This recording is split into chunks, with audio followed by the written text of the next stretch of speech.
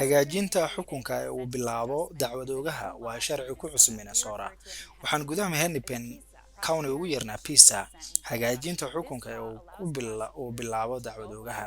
Sharcigani wuxuu dacwadoogayaasha u ogolaanayaa inay hortagaan maxkamad oo ay codsadaan in xukunka shakhsiga la hagaajiyo. Sharcigani wuxuu dhigaya in hagaajinta keliya hoos loo dhigi karo xukunka, lama kordhin karo.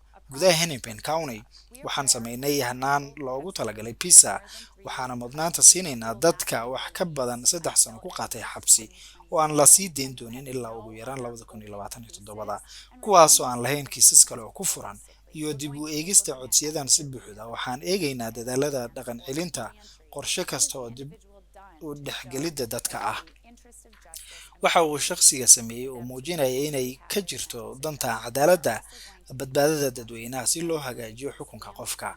Waxaan sidoo kale u tegaynaa dhibanayaasha ama qoysaska dhibanayaasha ee kiisaskan, annagoo heli doona fikradahooda ku aadan codsiga. Codsiga waxaa laga heli karaa halkan website-keena.